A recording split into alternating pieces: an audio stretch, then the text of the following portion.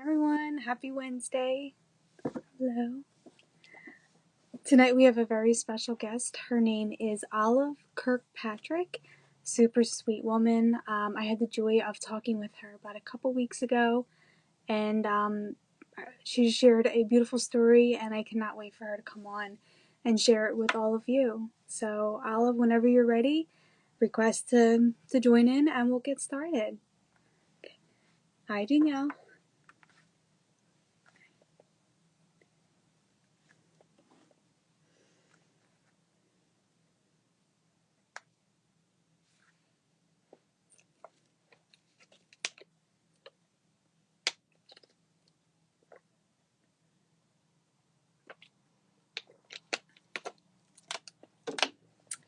Hey, Wendy.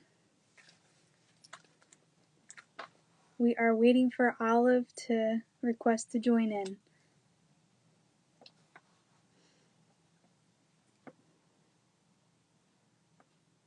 Hi, Kara. Welcome back.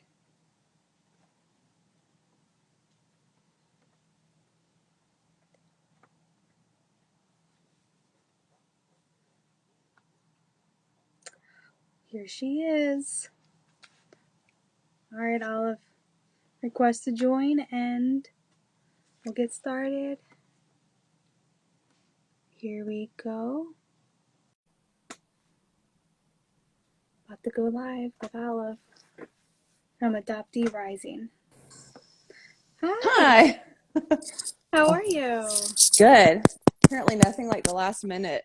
Oh, that's okay. I just ran and then I was like, oh my gosh, I need my glasses maybe. So anyway, how are you doing? I'm good. Good. You're doing all right? Good.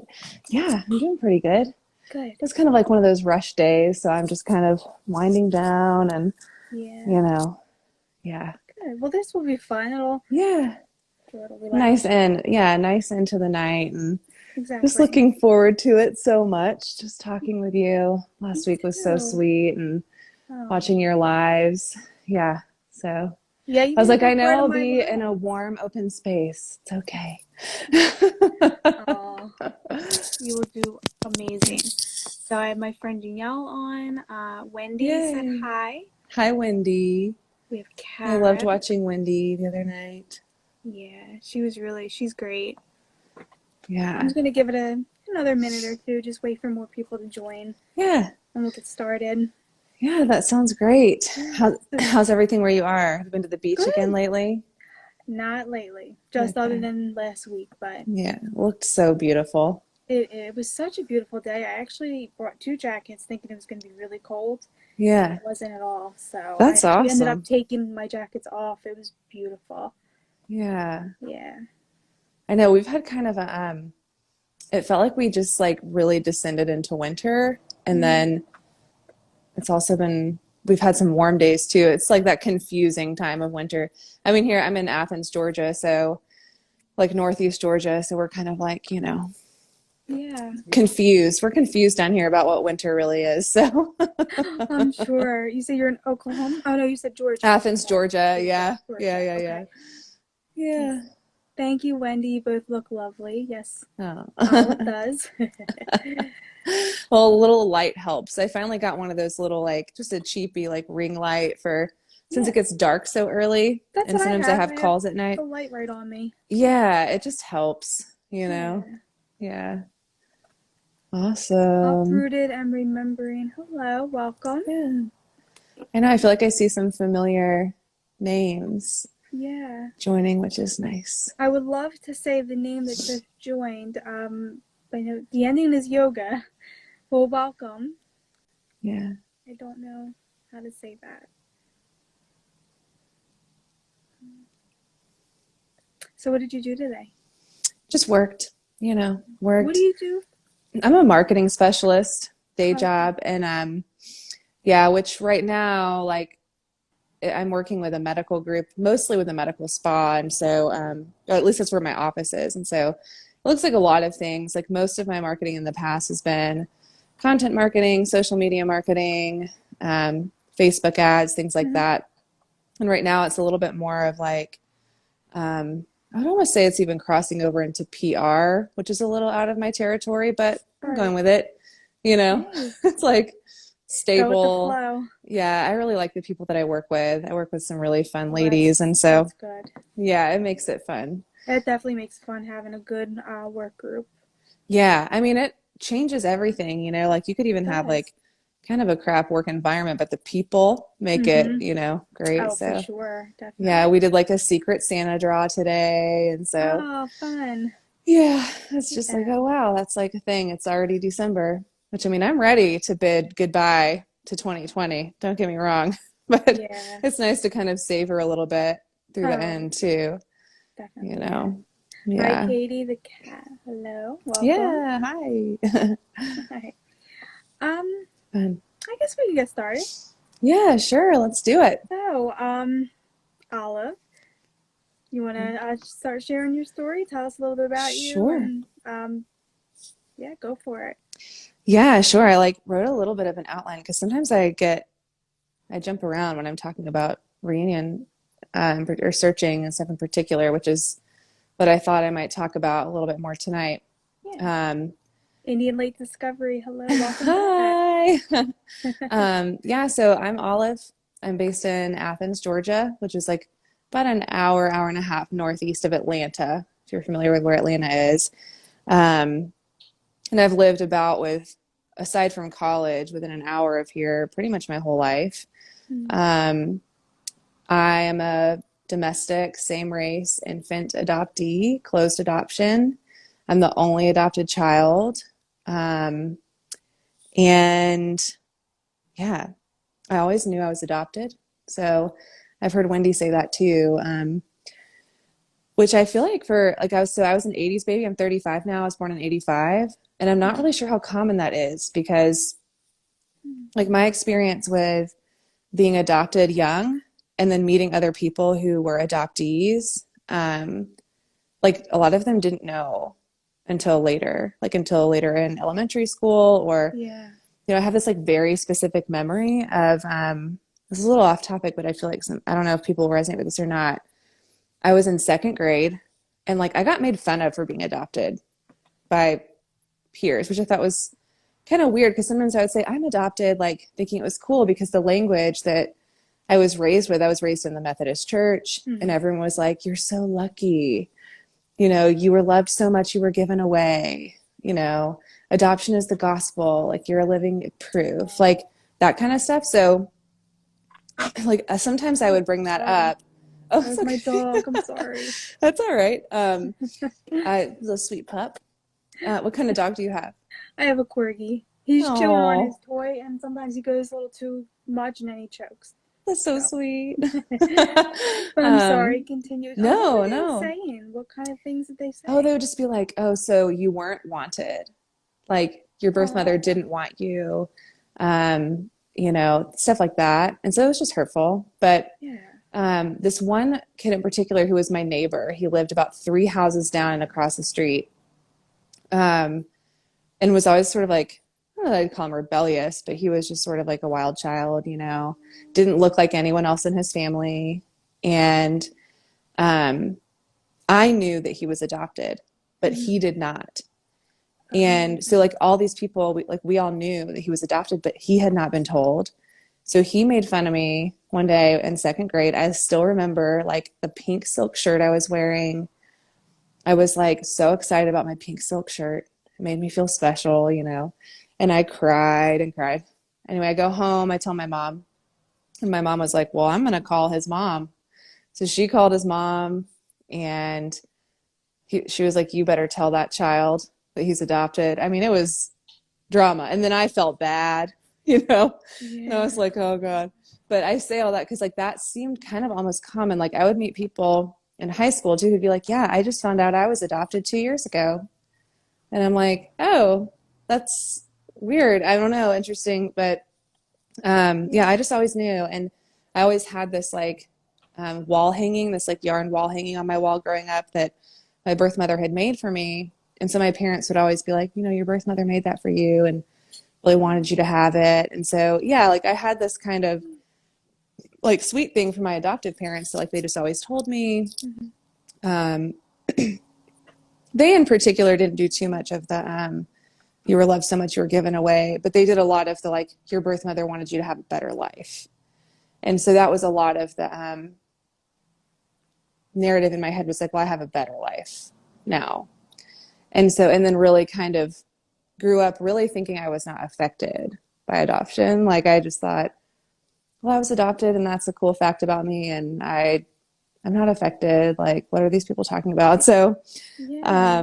Hi, Rebecca. Hi, Bethany. Hi, Peace, Love Within. yeah. Just want to shout them all out, but yes, keep going. Yeah. So, yeah, I just really thought that, like, although meanwhile, I was toting as an adult woman in my young 20s, like, I still hung that wall hanging on my wall. Like, I'd put it in my office, or like when I lived alone, I'd put it in my bedroom. Like, you know, I'm kind of like, oh, hello, like denial sometimes. But yeah, so that's kind of how, I grew up. And in my teenage years, I thought, like, I certainly was in my teenage years, like, well, I want to search for my birth mother. Especially, I had a lot of like conflict in some ways with my adoptive mom.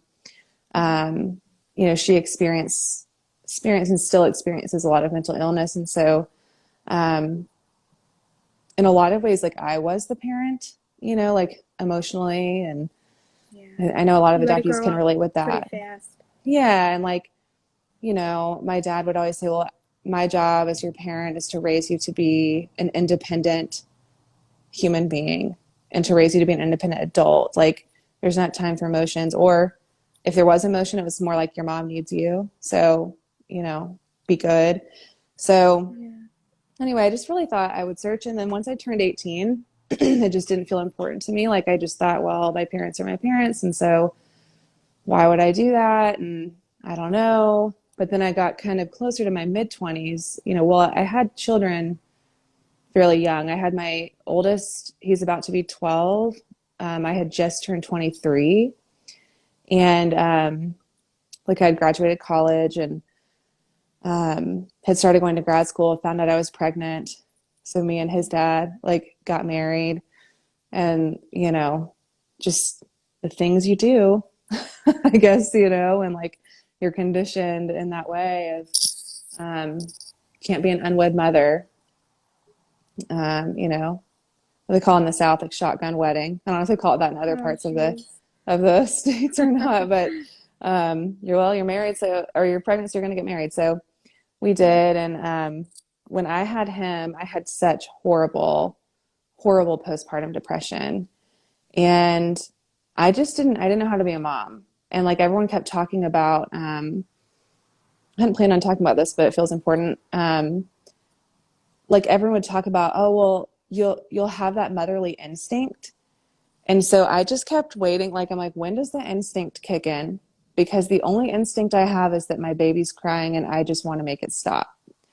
And I don't know what to do. And so fortunately, my my husband at that time, his mom really kind of stepped in, I feel like, and taught me how to be a mom. Like I would watch her soothing my baby and be like, oh, that's how you do that. Or, oh, like she's recognizing when he's crying like that he's hungry. Like it was really just a bizarre experience becoming a mom for me. So, and I went to the doctor and I was like, if something is wrong, like I just feel depressed. I feel hopeless all the time. I don't even want to hold my baby. And my doctor was like, oh, it's just the baby blues. You're fine. And I was like, oh, okay. Like no one told me the baby blues were going to be like this. So I guess this is just what everybody feels. Um, and then once I had my second son, about 2 years later, it was easier, for me. But when they were young kids, like I started thinking, and anytime someone would find out I was adopted or it would come up in conversation, everyone always asks, do you want to find your birth mom?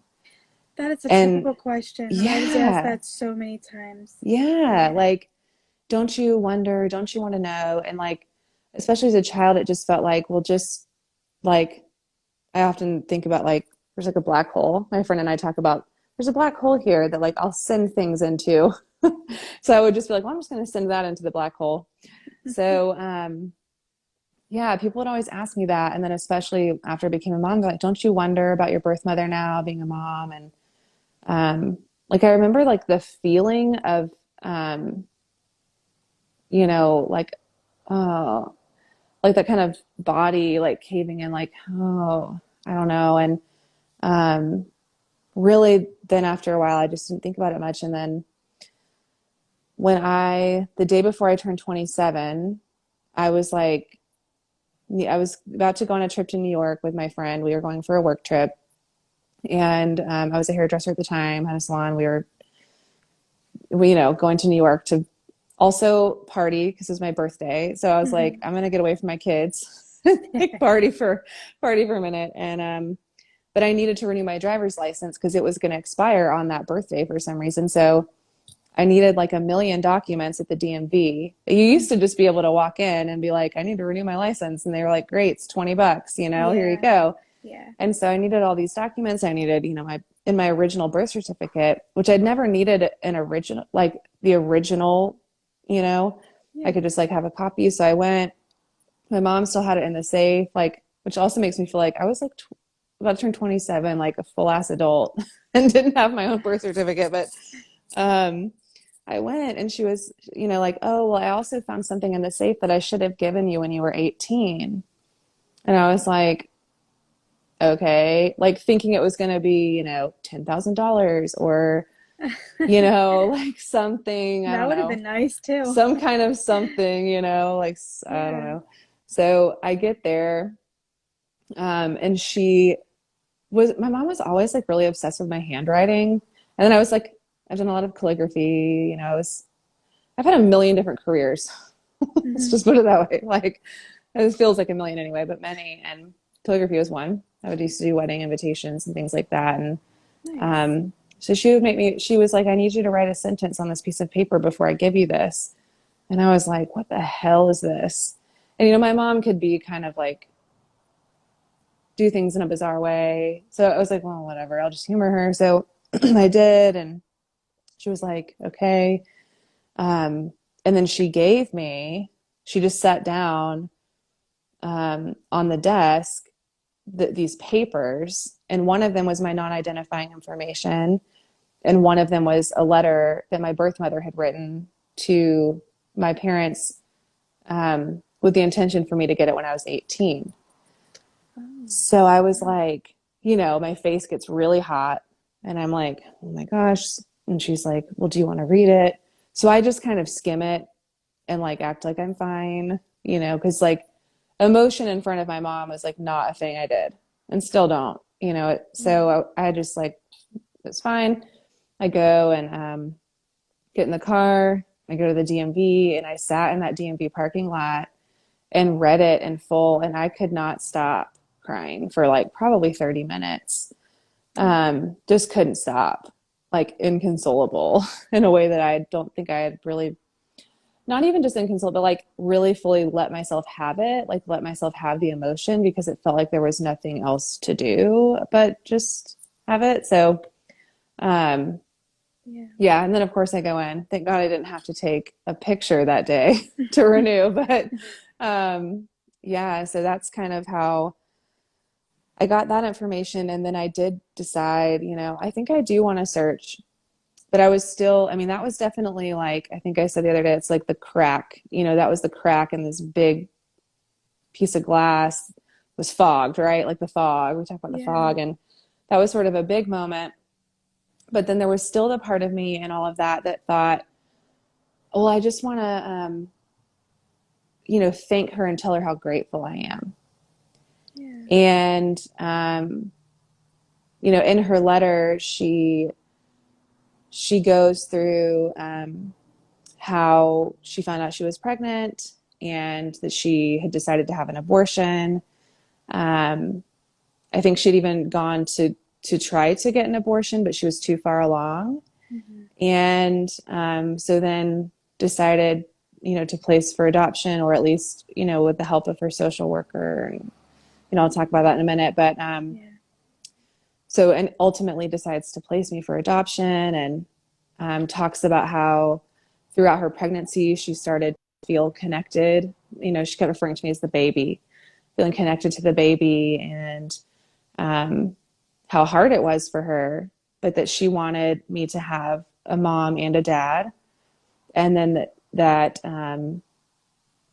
she said, all I ask of you is that you just give this baby the most beautiful life, and one that it will always want to look back on. I know now I've made the right decision.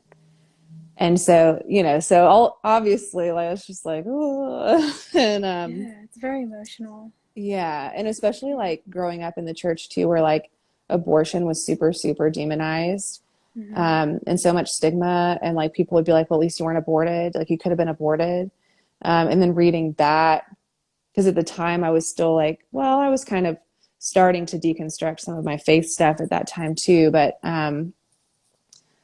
yeah, that kind of hit me like, oh wow, I really could have been aborted. Yeah. Just as someone still so like I was just in that fog, and then hard pump on the brakes. So Mm-hmm. um yeah, so I didn't start searching until it was several years after that. So I mean, I was 27, just about to turn 27 when I got that. And then I didn't begin, I mean, I thought about searching, of course, all the time after that, but I didn't actually do it for a number of reasons. We had my aunt, who she died when I was about 8 or 9. So around all that time where there was all the like making fun of me for being adopted, which is fucking weird, but um, around that time. But she was my aunt, and she was adopted. Okay. And it's so funny because I actually hadn't really put it together until recently. Actually, I feel like during NOM, someone's post was talking about like um, feeling really connected to a certain family member, like an extended family member, and then learning that they were adopted, and like, oh, and that was my aunt. She was adopted, and just like really sweet to me. And I just loved her. She was so like nurturing. And Mm-hmm. so she died when I was about 8 or 9. And she had searched for her birth mother, and her birth mother had literally slammed the door in her face. Like, it's different now. Like, we have social media, we have email, but like the ways of connecting then like might be that you show up on their door. And Right. so she, showed up, and yeah, her birth mother literally slammed the door in her face. So I was like, well, that's not encouraging. That's Um, terrible. yeah. And then we had another family friend who was also adopted and had a similar experience, who was just like complete and total flat out rejection. So I didn't feel very wooed to like pursue a search for a while, and was still just kind of wrestling with that idea of like, well, my parents are my parents. I'm not looking for another mom, Mm-hmm. and so I did decide to search. Let's see, I guess it was end of 2016, early 2017. Well, no, it must have been 2016, because um, and there were, I decided, I mean, I was a marketing specialist. I mean, I am in marketing. There's so many ways you can find people. It's like you almost can be a private investigator if you want to be these days. Mm-hmm. So I was like, well, I'll just try it that way. I have all this information. I had a lot of information. In the non-identifying information, my birth mother was staying in a children's home, a Methodist children's home in Decatur, which is like kind of part of Atlanta. It's like I guess you could, I mean, it's a city, but it might as well be Atlanta to me. Yeah. Yeah. And was staying in a children's home there. And what they said was that during her pregnancy with me, the family of the director of the children's home brought her into their home for the duration of her pregnancy with me. So that was a pretty big piece of information. That Yeah. is the piece of information that did end up connecting me. But um, there was that, so we knew she probably went to a certain high school, um, roughly her age, all of these things. So I started kind of searching by putting a post out to my friends and family, like, hey, I'm getting ready to start searching. And so here's some of the information that I have, not all of it, that might be helpful. And so within a couple of days, if not even maybe a week or less, a friend of mine messaged me and said, I think I know the son of the family you're talking about, the children's director's family. I bet he would know, his name is, Barney, and maybe reach out to him. And for whatever reason, I just never did. Like, I don't know why. It just felt way too intrusive. I was like, that just feels, I don't want to be annoying. I don't want to be intrusive and show up with these people who like might not have, you know, any attachment. So I didn't. I pursued all these other leads, and I would search and sprint and then stop, sprint and then stop. And then in that time too, I called the children's home in the beginning, and I was like, "Hey, here's what I have in my non-identifying information. Like, do you have any information for me?" And the woman I talked to, I called two different times, and the woman was like, "There is no way that would have happened. Like, that would be so against policy. There's no way."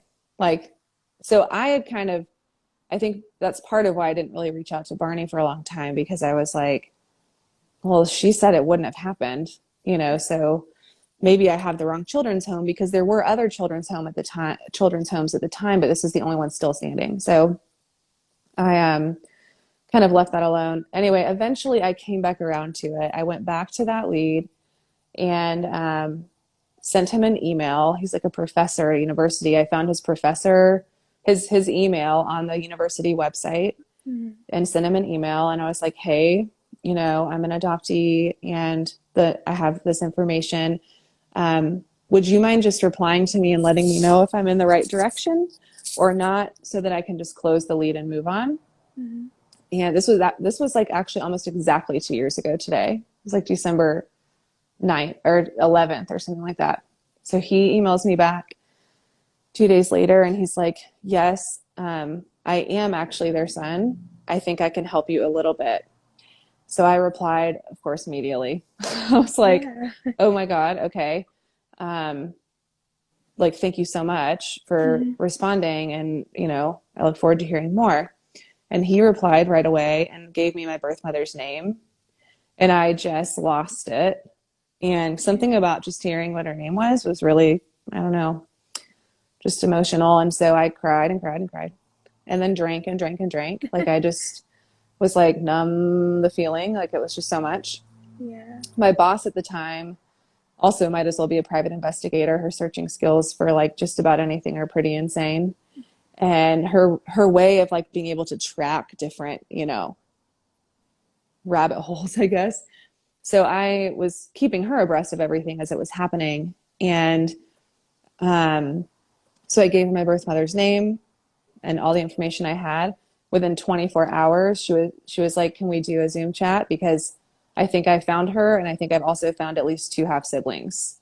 Wow. And of course, she was trying to be really tender and careful not to be like, this is her. But she was like, I'm pretty sure. So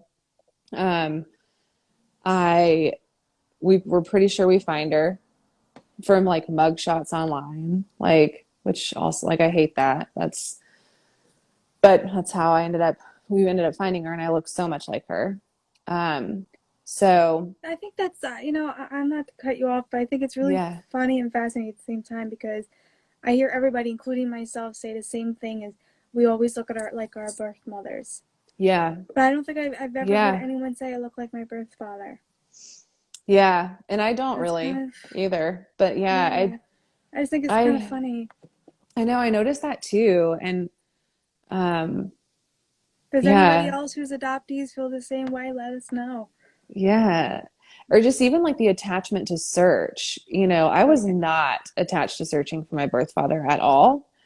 And then once I got my non-identifying information, like, it was pretty clear he was super not involved. And like, once she got pregnant, like, he was like, peace. And which then also was confirmed, like, as I learned more. And so I was like, I don't, like, why would I? I did actually end up connecting with him last month. And so I don't know if that's a mixed thing, but that's, but yeah, so I got, we got her name, my boss finds her. And then also around that same time, I got an essay from Barney that his mother had written about literally about them having my birth mother in their home for her pregnancy. And it was called, like, it was an essay she wrote because she went back to school. And it was like foster care and crisis pregnancy. And so essentially, this woman was a pro-life activist in like the church and other things.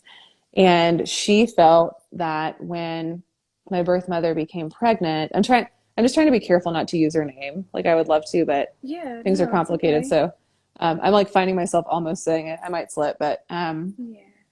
so my birth mother, when they found out that she was pregnant, um, this woman thought it was a calling from God to put her money where her mouth was regarding her pro-life activism, and that if she really was pro-life, that she would keep this young woman in her house until she gave birth to me and placed me for adoption. So it's very interesting, Yeah. which at first I think I found kind of sweet, but then the more that I was also continuing to go through my own faith deconstruction, and then also that coming out of the fog and like awakening to um, just the adoption industries. I mean, there are no better words for me than just like fucked up practices that I really have like kind of changed anyway, just complicated. But I was just like, wow, like good for her. And also at the same time, like it was still, there was still conditions on it, and like the way that she talked about it. But she talks about, the story of having her in the home and her being pregnant with me and her trying to feed her good meals and get her exercise so that I would be a healthy baby. Um, and then goes into, I mean, I was several weeks overdue, almost a month overdue. And she talks about how much my birth mother struggled because she was just like really struggling with adoption as a choice, and like feeling so attached to me and like dreading the day that she would have to give me up. And was just saying, she's like, I swear I think that she willed that baby to stay in the womb for as long as possible. And so they had to induce her. I was still a pretty small baby. I was still only like 6.5 pounds, but for being that overdue anyway, Yeah. which probably is just like cortisol and stress, I'm imagining. But yeah, and that's part of the reason why they induced her, because I was getting smaller on the ultrasound. It's like the longer that I was in the womb, I was getting smaller and smaller, and so they were getting scared. So they talk about her, that she gave birth to me, and in the hospital, she had asked for the same feeding privileges as all the mothers, which I just thought that was such a heartbreaking way to read that, like that she wasn't one of the other mothers, and but that she'd asked for the same privileges, and so that I was fed by her. Like my entire stay in the hospital, I was fed by her. I was held, you know, loved on. And then she describes like the moment that they came to take me. And um, I still get really teary thinking about even reading. I was going to read it, and then I was like, I can't read that. Like I'll be a mess. But um, it was, yeah, her just talking about the moment that they came to take me to my excited, waiting adoptive parents, and just like that she'll never forget her scream when I left the room. And so that was sort of like, wow, like I was wanted, even in that choice, I was really wanted. And um, so I read that, and then like we're pretty sure we have who this person is, and possible information for me to contact her, and these two possible half siblings. In that essay, she documents that after she had me, about 2 years later, she had another son named Josh, and I was like, okay, great. So he is actually my half brother. So he's the one I could really actually find on social media. I had already reached out to my birth mother at this point, and hadn't heard back, and that like I didn't know that I had so much expectation and so much hope to connect with her. And so that impatience really set in, it's like I haven't heard from her. It's been like 5 days, what, maybe I don't have the right information, like maybe she doesn't want to contact me back. So anyway, I end up contacting this half brother, and I'm sorry, Jeff. There was Jeff and Josh. So I ended up contacting Jeff, and Jeff's the only one I've connected with. So, and they have a different dad than I do, and then there's another half sibling who has another dad.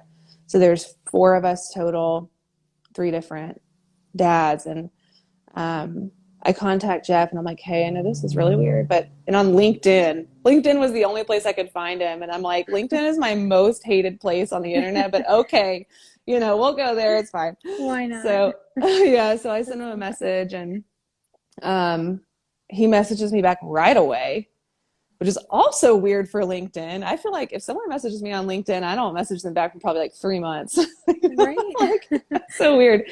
So I message him, and he messages me right back, and then is kind of grilling me a little bit. And fortunately, I have all this information. So my birth mother had named me Ashley Nicole. So I'm assuming that's what's on my original birth certificate, wherever it is, locked in the dungeon of Atlanta drawers somewhere. So that my birth name was Ashley Nicole. And actually, it's funny. So I didn't know, obviously, I guess my adoption lawyer had told my parents this, or maybe they knew, but that my mom knew that. She knew that my birth mother had named me Ashley Nicole. And she told me that when I was in like middle school or high school, because I was, and I was like, well, that's weird, but okay, well, like, how do you know that? That is really bizarre. And so I never really questioned it, because I think I just figured, well, I mean, in the process, I'm sure they probably told her that. I don't know. Yeah. And so they had changed my name. And so anyway, he messaged me back, and he said, is Olive your birth name?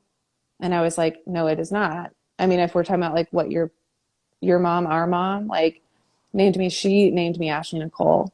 And so then he was like, what's your number? I'll call you.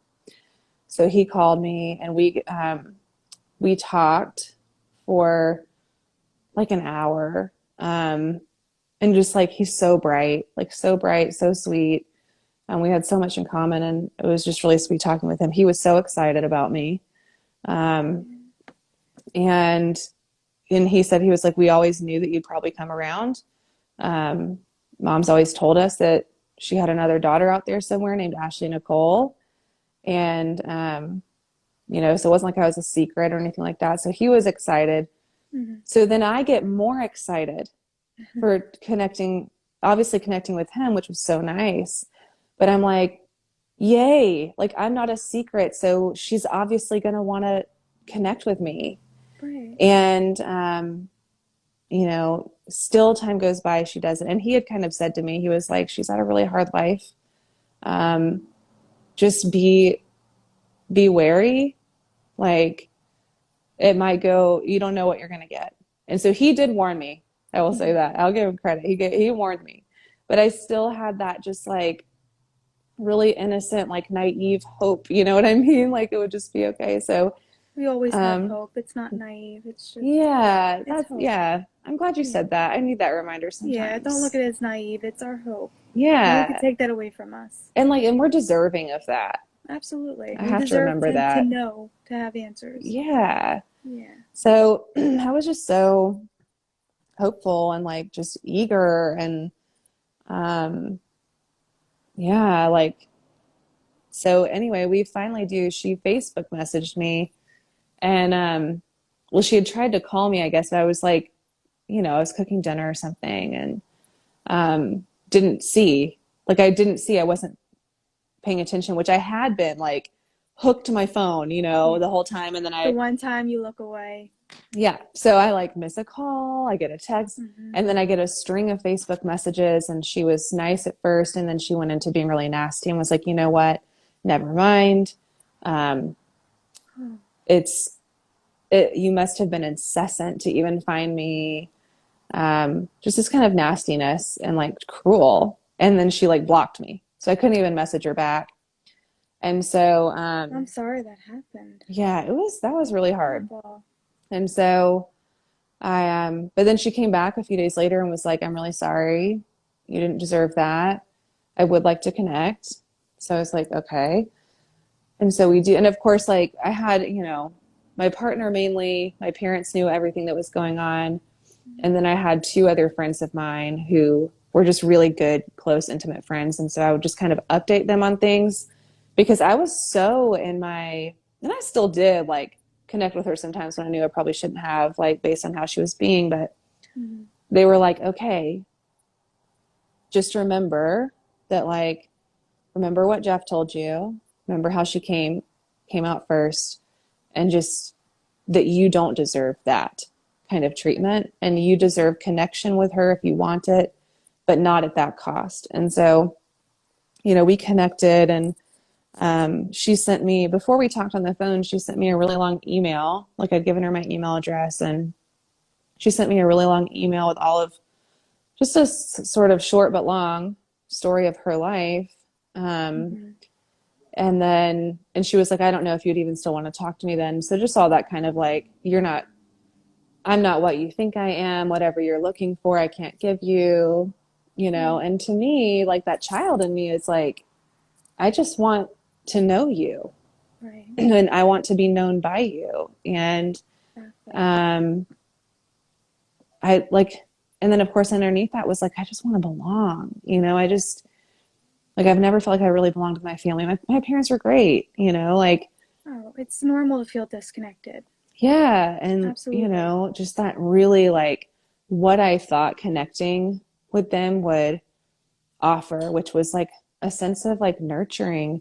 Like, I didn't want another mother, you know, No, at least yeah. intellectually, but Right. in me, there was that like desire for just Mm-hmm. that unconditional acceptance of being seen and being known, and like that just, you're my child. And Mm-hmm. so, yeah, so it was just very up and down. And then what really, we connected on and off. I got to learn a lot about her and my story, pre-birth and um, things like that. But then, there would always kind of come back with that like nastiness or um, stuff. And so I had been through all of this, like really struggling with my alcohol use and just numbing, like really trying to bring my nervous system down, or like numb it out. And so I had actually was scaring myself. I was drinking so much and like feeling so depressed because it was so up and down. I was like, she doesn't really want to connect with me.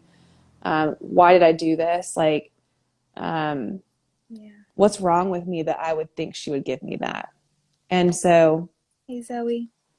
um, I was like, okay, So I ended up like going to AA. Like I was like, I'm going to go to an AA meeting because this is not working. It's like Yeah. the first day I'm like, I can't do this anymore. Like my body can't do it. My spirit can't do it. I'm going to drink myself to death if I keep doing this. So I was like literally like day one, no numbing out.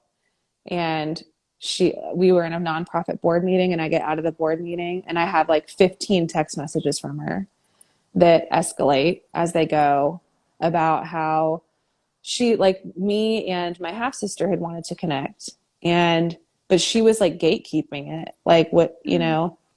and she was like, don't ever contact her, like I'm afraid you're going to tell her things she doesn't need to know about me. um like she's like my precious child over here, and like you're intruding and she doesn't deserve this intrusion in her life, was one of the things she said. And so I was like, okay, That's you know, hard. yeah, it was really hard. And I was just like, okay, you know, but like, I'm just going to feel that, because what I haven't done is really felt that, even though it's been happening all along, and I've just not wanted to accept it. And, Mm-hmm. um, so yeah, then I didn't talk to her after that for about a year.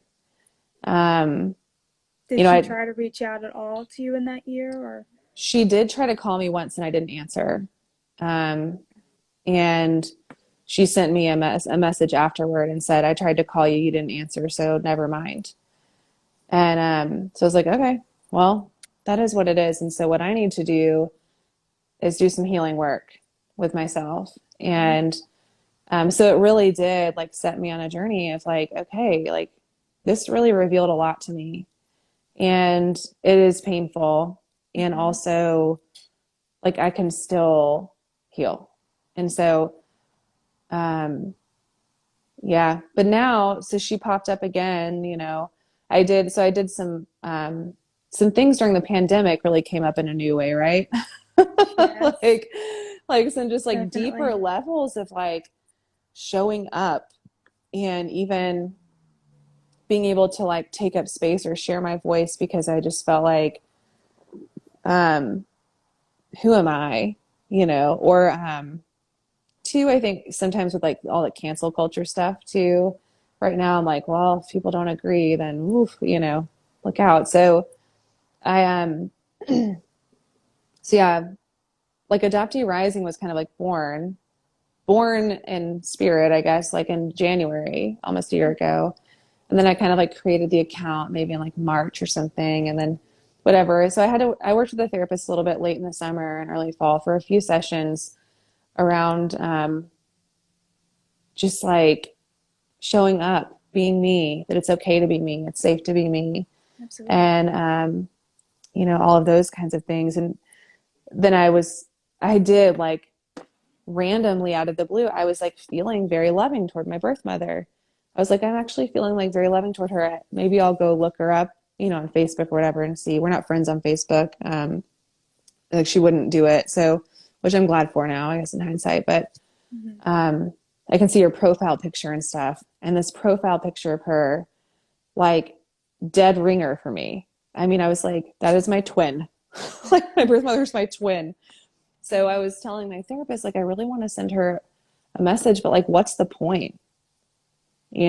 Like I know I'm going to want her to respond. What's the point? So just that concept of like, can I be comfortable with that, and like own and allow that I want that from her. I do want her to respond to me, Mm-hmm. and that's okay. And that doesn't make me bad or like foolish. Not at It all. just makes me a person with needs, and I'm wanting to reach out in whatever way, or to get the need met by just expressing. So I sent her an email.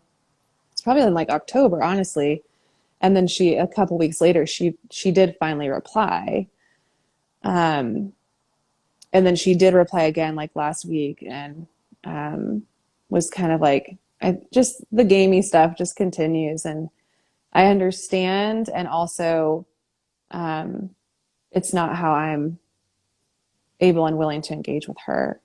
And so that's kind of been the hardest part too, of like, that's hard about having boundaries and like, when you really are able to like be in your wholeness, it's still hard because there's still the things you want, but Mm-hmm. that like you don't deserve what might come at the cost. So anyway, Yeah. um, Your yeah, story is so, so beautiful, and I've loved hearing every part of it, and I'm sure everyone else yeah, has.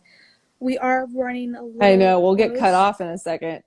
Well, we have 10 minutes, Shoot. but I don't want it to go to the very Yeah, last minute. And so, yeah, like I said, I don't want to rush you yeah. because I feel No, like your this is story is great. so beautiful. But Yeah, I also want to get to the comments of people because I know people comment and I don't want to ignore yeah. them. So let me go back.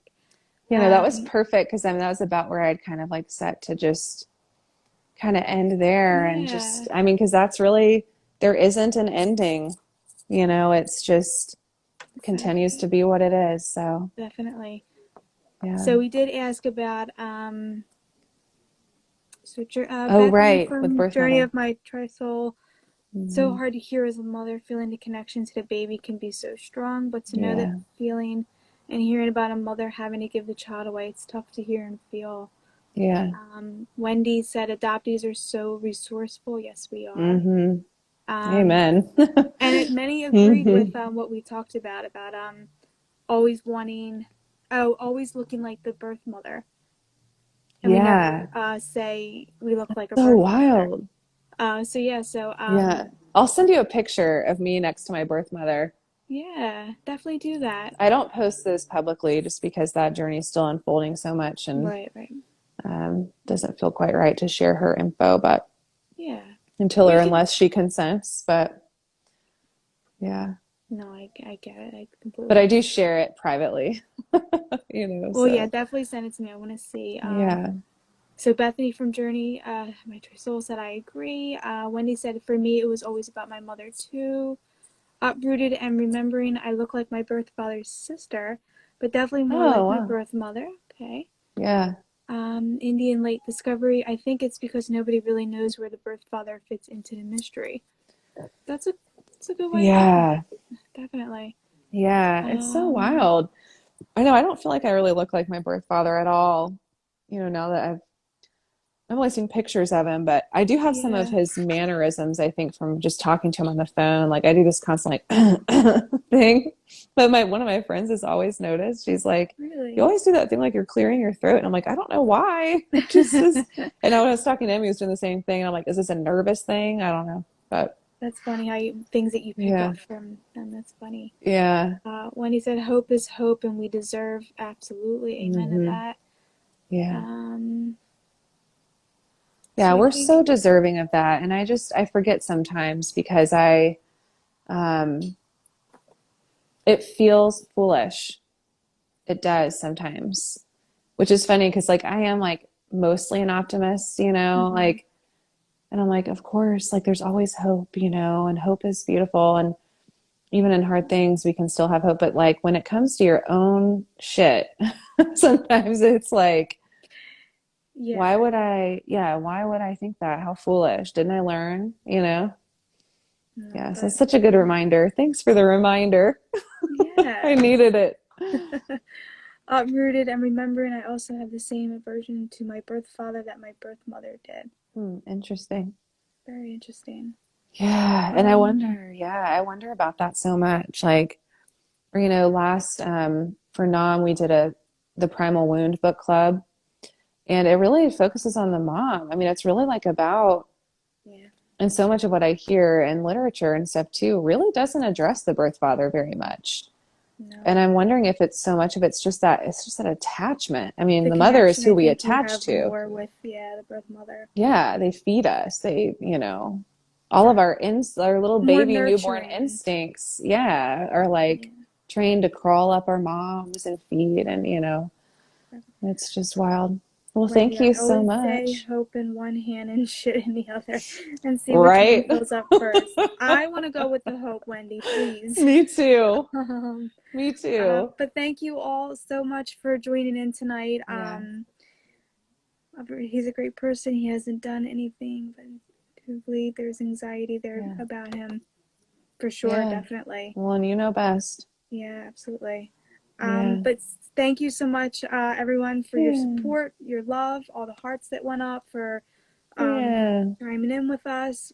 We love that. And if anyone who's listening has a story and wants to come on live with me, reach out to Yeah. me. I would love to have anyone who wants to come on. Go follow Yeah. Olive at adoptee_rising and watch her journey because I can't wait to see Yeah. the rest of her journey. And Yeah, I'm tag looking her for forward sure. to sharing some more personal stuff on there, but Yeah, it's a community space for sure. Everybody's welcome. absolutely. We have a really Yeah. good community group here. So Yeah. thank you all for your support again. I love having you all on my lives.